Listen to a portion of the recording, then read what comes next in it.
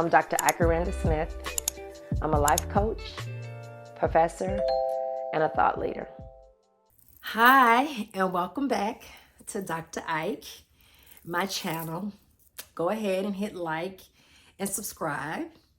Welcome to another week. So, I have been having a lot of conversations over the last week about a topic that is near and dear to my heart, and it's about mothers. I'm a mother, and I love being a mother, but if I could be completely honest, it's something I've often felt unworthy of because of understanding the role of a mother. A mother's love is so important to the life of children, and we don't necessarily understand the responsibility that it puts on one human being, i.e., a mother. And I think it is so complicated and layered. One of which is because we live in a patriarchal society. And society doesn't really lend much space for mothers to be human, fallible, or even motherly, truthfully. You know, I remember reading this book, Motherhood So White. It's by a Black lady. I'll drop it in this video.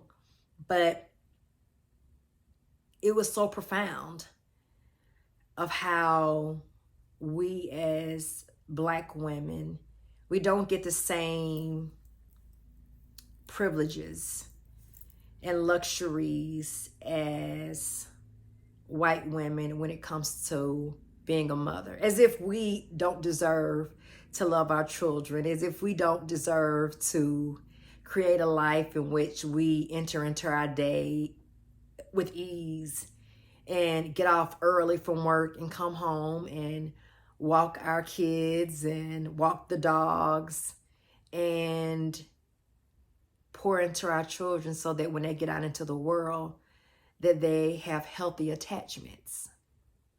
And so I was thinking about how my mom attached to me. You know, study shows that most people are held by their mother's brain. And my mom had a very anxious brain. And if you know about attachment, you know that either you're an anxious attachment, anxious avoidant, or secure. Now, of course, there are some different variations of that, but that's the gist of it. And so I grew up to be a very anxious person. My mom was very busy with life, busy with work, busy with her family, busy doing too much. But one thing she didn't have time for is parenting. And it's interesting, we laugh about it today, but she didn't enjoy it. Well, one of which is because she didn't want kids. My dad wanted kids. And when they got a divorce, it became almost a burden to continue to have the responsibility that she never wanted and then was now left with. Because unfortunately, when my dad divorced my mom, he actually divorced me too, figuratively. And so my mom now had to do the very thing that she feared the most, and that was being a mother, you know. And of course, if someone hears this, they'll be like, you know, does that make you feel bad? No. I think one of the things that's so important in life is as you grow older and you heal, is that you take time to learn the full life of your parents. And especially if you're a woman, definitely your mother. And so I've learned the full spectrum of my mother's life. And so I don't resent her for not wanting children.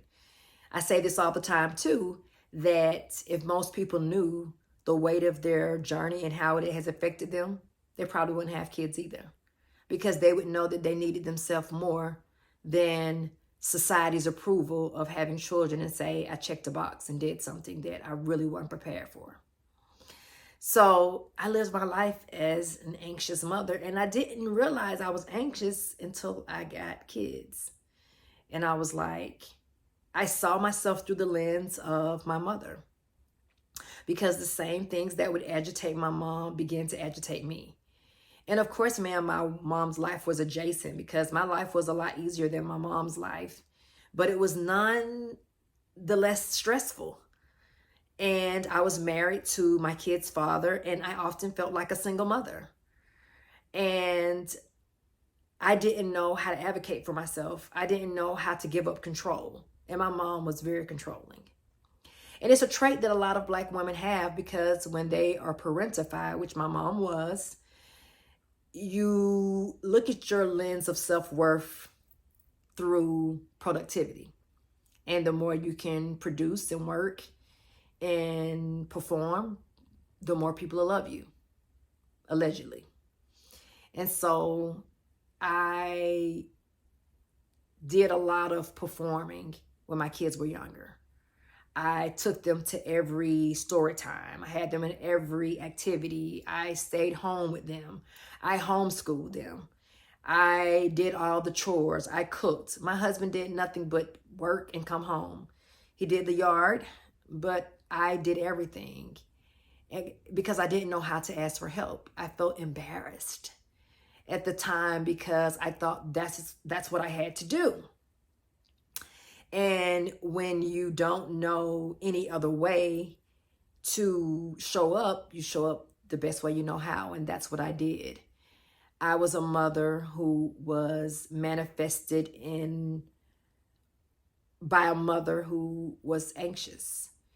And I was angry sometimes, and I would yell at my kids, not because they were doing anything wrong, but because I didn't have a good nervous system.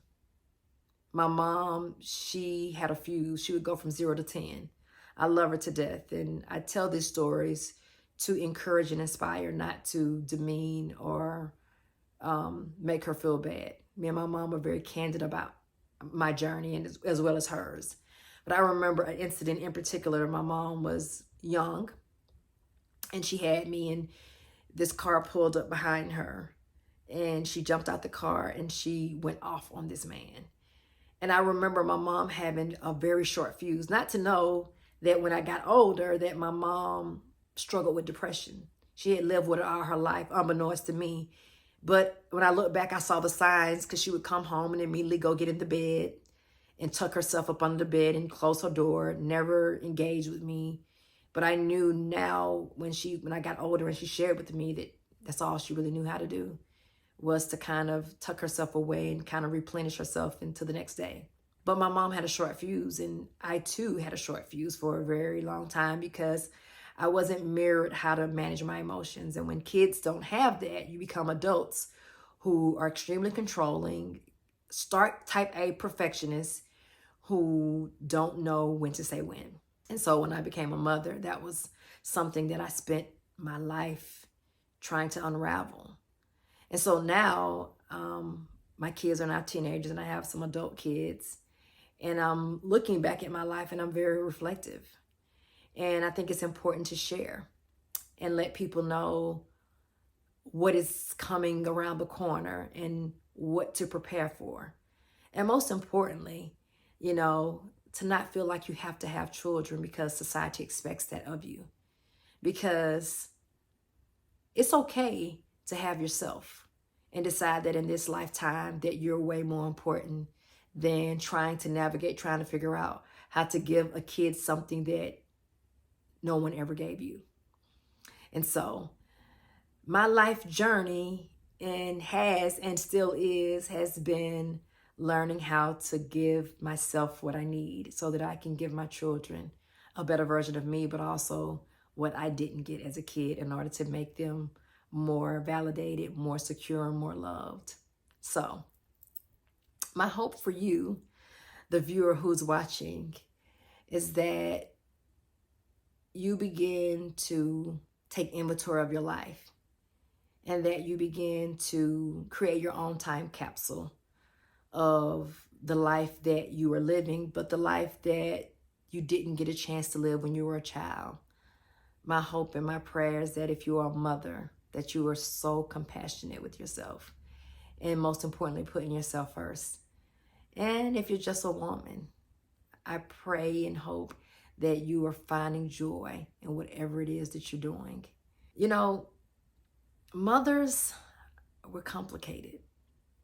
But I really believe that if we begin to create a space like this and many others, where we can give women an opportunity to mirror back to one another safety, love, compassion, patience, and just an opportunity for us to be more of what we need for ourselves before we can be it to the world.